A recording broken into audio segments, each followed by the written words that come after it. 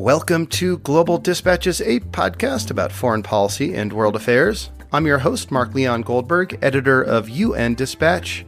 And in this show, we discuss topical global issues, have conversations with foreign affairs thought leaders and newsmakers, and give you the context you need to understand the world today. Go to globaldispatchespodcast.com to learn more. And now on with the show.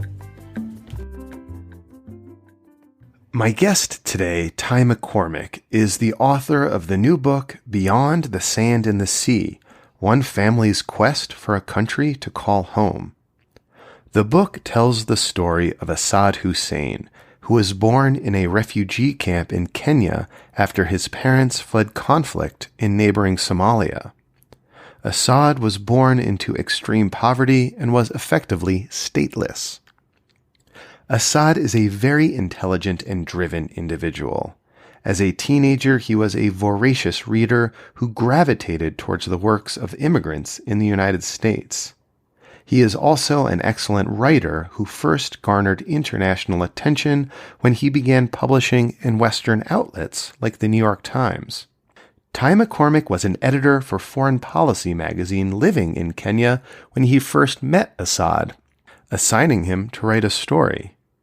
They struck a deep friendship, and as he learned details of Asad's life, Ty McCormick felt compelled to tell the story of his family's quest to make it to the United States. Today, Asad is a student at Princeton University, having been the first person from his refugee camp to make it to that prestigious Ivy League university. I highly recommend this book. It's a compelling and well-crafted story, and you will learn a great deal about Kenya, Somalia, refugee issues, and the pernicious impact of Trump's Muslim ban. I'll post a link to the book in the show notes of this episode. Now here is my conversation with Ty McCormick, author of Beyond the Sand and the Sea, One Family's Quest for a Country to Call Home, and a senior editor at Foreign Affairs. The book is really, it's really the epic story of a family of Somali refugees and their 30-year odyssey to reach the U.S. You know, this is a family that fled the civil war in Somalia in 1991, when Siad Barre's regime collapsed, and they came to a refugee camp in Kenya called Dadaab, which is sort of on the border between Kenya and Somalia. Asad was born there. His older sister was born in Somalia and came at a very young age with family. But Asad was born in this camp, and he had never seen the outside world until he was about 16 or 17 years old. And to give you a sense of the place, it's just sort of this sea of sand and thorn scrub and makeshift tarp dwellings that kind of stretches to the horizon in every direction. It's actually remarkable to see it from the air, which is how most foreign correspondents anyways, and I think most aid workers access it. It's this really remote part of Kenya. There are road links, but they are not paved and they're not terribly secure. And so, most people take a UN flight in and you're flying along and it's just kind of this nothingness beneath you, this sort of orange sand and a little bit of thorn scrub, not a sign of humanity in any direction. And then you kind of cross this invisible line and suddenly there are these sort of tiny specks. I describe them as sort of diodes on a dusty circuit board in the book, and they just fan out in every direction, and suddenly you're in this what looks kind of like a city from above, but then you come down to the ground level and you realize there's no electricity, there's no running water, there are no two-story buildings, and then you realize it's been like this since 1991, since Assad's parents arrived. And it's just frozen in time. This kind of artifact of this, what I would sort of describe as a pretense that is built into humanitarian policy and refugee policy, which is that this is temporary, that this is a temporary refuge. In fact, it's become a permanent city, and that's where Asad grew up, where Marion grew up, and it's the scene for most of the book, which then follows their journey from there to the United States. For years, at least when I started in this business, you couldn't read an article about Dadaab without it being cited as the world's largest refugee camp. It since no longer has that title, but there are hundreds of thousands of people living there. Yeah, are you impressed? I got through 5 minutes of description without using that term. I noticed. Well, you're seasoned. Um, Well, it uh, is. It's true. It's no longer the largest yeah. refugee camp in the world. For a while, it was Bidi in Uganda, and now I believe it's one of the Rohingya camps in Mhm. Bangladesh. But it's enormous. It's still Yeah. enormous, and it's home to about, nobody really knows how many people live there, but it's Mhm. about 250,000. I would guess at this point. Well, I don't know if you saw this news because it just happened like maybe just a few hours ago, but I saw that the government of Kenya has once again sought to close Dadaab and another refugee camp called Kakuma in the region. I believe this time, though, it sounds like they're serious. They have given the UN Refugee Agency like a 2-week ultimatum to figure out how to close the camp or they will forcibly repatriate people to Somalia. Yeah, so they do this periodically. I don't mean to downplay the importance of the threat, and it's terribly, terribly destabilizing for the people in the camp every time they do this. It's Mhm. throwing their lives into limbo. I certainly wouldn't assume that they intend to do this. Mhm. The Kenyan government, it's sort of a back and forth they do with the international community and the UN and donors every few years as a way to squeeze them for more funds. Mhm. This happened twice, I think, or three times when I was living in Kenya. Part of the time when I was reporting the book. In fact, I only ever went to Dadaab for the first time as a reporter because of a threat exactly like this in the summer of 2017. And I went to cover that story, and I covered people who had gone back to Somalia because they had been told to do so by the Kenyan government, and who had, many of them had been forced to flee back to the camp a second time because much of Somalia is still not secure. The civil war is still happening in parts of the country, even parts that the UN periodically certifies as secure for people to return to. In my view, it's pretty cynical. I've been to some of the places where they are resettling people to. There is virtually no humanitarian support. The UN will certify an area as secure for return, and then they won't allow any of their staff Hmm. to actually operate there. They'll operate from the airport only because that's the only place that's secure. So that gives you an idea of just how secure it is. If the UN says you can go home, but we're not going with you. Hmm. The question of identity and specifically like identity documents, formal documentation of, where a person was born and what nationality or not that person belongs to plays a really important role in Assad's life as Yeah. you describe it. Can you, I guess, just describe like what identity documents were conferred upon Assad, if any, on his birth? And like, what does that tell you about sort of the situation of people in Dadaab more generally? Yeah, I mean, a lot of them are effectively stateless, because it goes back to what we were talking about before, with this being a pretense of a temporary solution. Uh, people, there are now three generations of people who have been born in Dadaab who have never seen their home country. So, we talk about the Kenyan government saying, go home to Somalia. Well, that's not home for many of the people who live in Dadaab. They've never been to, they might consider it to be their kind of their fatherland. They will have heard stories about it from their parents, but it's not their country, and they are not citizens of Kenya. They are not conferred the same rights as other people who are born in Kenya. So I believe that when Assad was born, he was not issued a birth certificate. I could be wrong about that, but I'm pretty sure that he was not. And what is typical in a situation like this is that you will be added to your family's food ration card. All of the families in Dadaab, or the vast majority of them that are registered refugees, have what is arguably the most important document that they have, which entitles them to a small number of food rations. Maybe a couple of kilos of rice, some cooking oil, a bit of salt if you're lucky, a couple of times a month. Usually it's every 2 weeks, and it's this frankly very humiliating exercise where you are forced to line up and wait for hours to be given a small amount of food. And in order to know how much to give you, they put every member of your family on that card. So, if you've got 5 kids, then the 5 kids will go on the card, and there'll be a little photo of you and your name. And for Asad, anyway, I believe that was the only proof that he had personhood of any kind. And this was a source of real stress and insecurity throughout the whole journey that he took, because anytime he was outside of the camp, which is technically forbidden, he would run the risk that the UN would do an exercise to sort of recount people and re-register them. And if he wasn't there, then he would be he would always make the comparison to 1984, he would be unpersoned. He would cease to exist in any official capacity.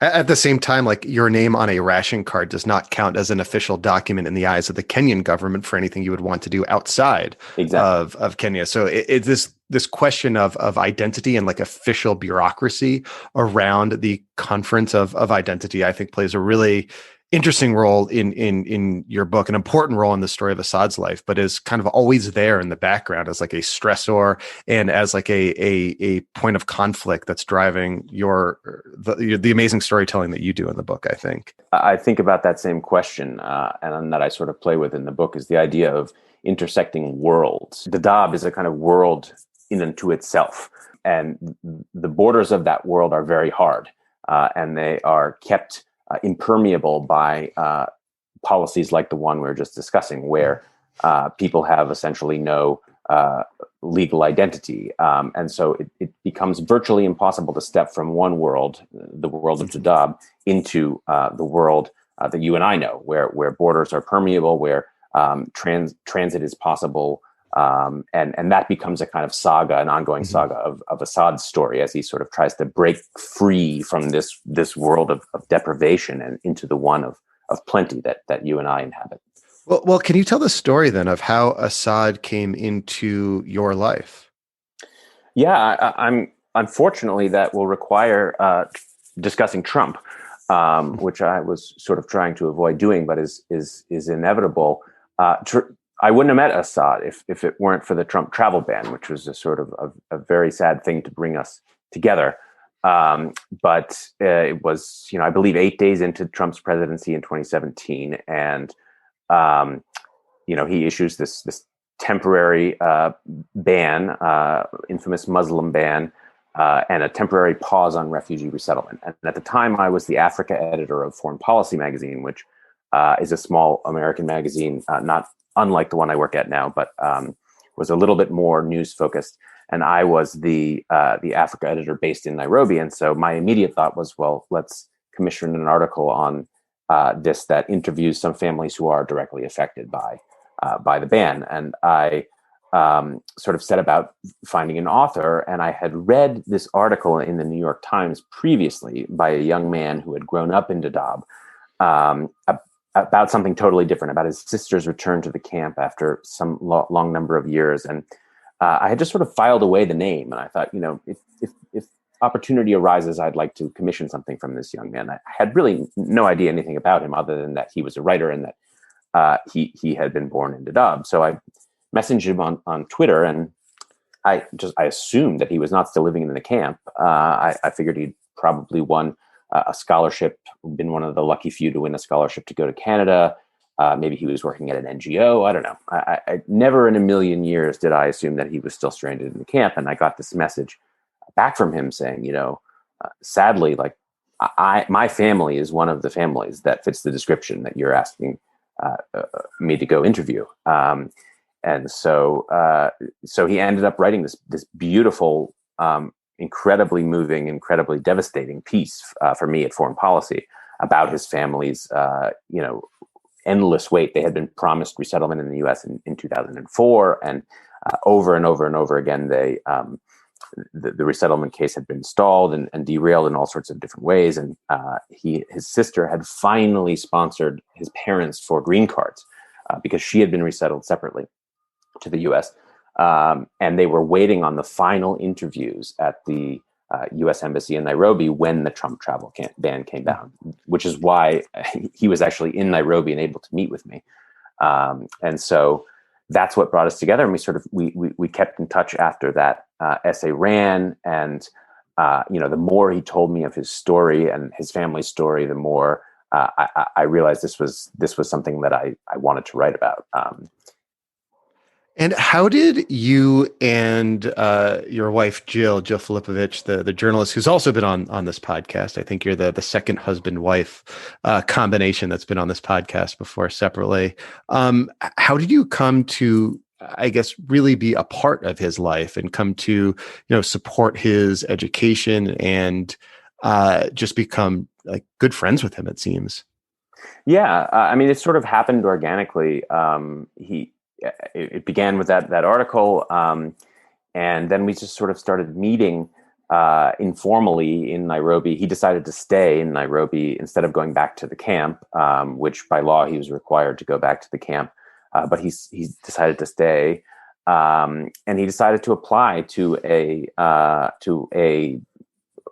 sort of prestigious boarding school there, and through sort of a confluence of different really lucky coincidences, he ended up on a partial scholarship there. And but by that time, we had sort of embarked on this book project together, and we're meeting to do interviews. But he sort of he became a part of our family for a period of time, and would spend weekends with us, and we kind of went through this totally disorienting and a very alienating process of applying to university, in some ways together. He was the one going through it, but I was relearning that process, and revisiting things that I had done 15 years before, frankly, without the ability to be much helpful for him. There's a passage. The SAT stumps you, if I recall. Yeah, I was never very good at the SATs, but I was really reminded that I was out of my depth when we revisited that.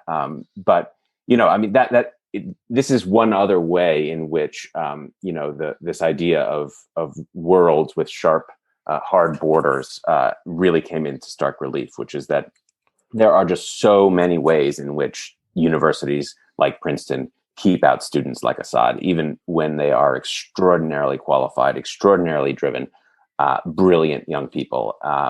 And there's just no way to jump through all of the hoops. You have to have a credit card. You have to have resources. You have to understand how to cut through an incredible amount of paperwork. Even I'll give you an example. The common application that is sort of allows you to apply to more than one U.S. university at a time. At the time that we applied, it didn't have an option for stateless applicants. You had to have a country. And so Asad is filling this thing out, and he is, scrolling down the menu, and he has to choose: does he lie and say he's Kenyan, or does he lie and say he's Somali? And in the end, he decided that the smaller lie was to say he was Somali, even though he'd never been to that country, because, as he put it, it was the only country that hadn't explicitly repudiated him. And Kenya had made it clear that he was not a citizen and could not become a citizen, and so he selected Somalia, and then he made it very clear in other parts of his application, including the essay, that he was in fact stateless. It's obviously like an extremely unique story because he is just an incredibly intelligent and an incredibly driven person, was able in the first place to make it to this prestigious boarding school, which is, as you say in the book, is akin to like Eton of Nairobi. But as you note throughout the book, a lot of it just comes down to luck. Like, how do you explain that? Well, I think it's important to say I found it very challenging to write this story in some ways, because it's a story that has a happy ending in some ways. Asad arrives in the U.S. He becomes the sort of one in a million that makes it to Princeton, but it's not a happy story. There are, for every Asad, there are probably 10,000 or a million people who never make it and never get these opportunities. And as you say, Assad is a truly, truly exceptional young man, and he has earned everything he's gotten in his life. On the other hand, it would have been, in some ways, his story is impossible without the kindnesses that were shown to him along the way. And if you read the book, there are just an incredibly long list of people who went out of their way to help him get where he was. There was his sister, is probably the single most important person on that list, who is just this extraordinary, incredible woman who in many ways carries the family on her back. She goes to school as a young woman, as a young girl, but already by a pretty young age is working, is selling, potatoes and tea and cooking oil in the camp to sort of alleviate some of the financial stress that the family is under. She ends up dropping out of school so that she can work full time. After she gets resettled to the US and the rest of the family is left behind, she is the financial provider for the family. She's also the one giving Assad hope. She's the one sending back word that, America is this land of opportunity. You can be anything you want to be in America, encouraging him to write, to read, to follow in the footsteps of the literary heroes that by that point he is reading in the library that is filled with books from American charities primarily. And it's interesting there. He loves American immigrant writers. Yeah. I think that it's part of the mythology of the camp in some ways that he's steeped in, that so much of life revolves around resettlement and the hope of resettlement, that it makes sense that he latched onto some of those narratives. And many of his favorite writers at that time were people who, as he said, found their voice writing novels in the U.S. Everyone from Junot Diaz to Nabokov to Chimamanda Ngozi Adichie, a long list of writers who found opportunity in the United States, and so he that was a narrative that kept him going, but one that Marion really stoked and really supported, and so that was that was a big part of why he made it. And there were many other people like Marion who helped him along the way, from a random Good Samaritan who reads about him in the newspaper and donates books to his library, to Dr. Sue is this incredible figure in the book who is a Kenyan woman who is involved in a number of different humanitarian and development organizations, who really takes him under her wing, to Mr. Malindi, who's his teacher at Brookhouse, who really advocates for him. All of these people are part of the story, and they're the reason in some ways that this story is impossible for other refugees. Mm-hmm. And you do tell the story in a New York Times op-ed you wrote, about a refugee who has a similar background to Assad, whose story ends tragically.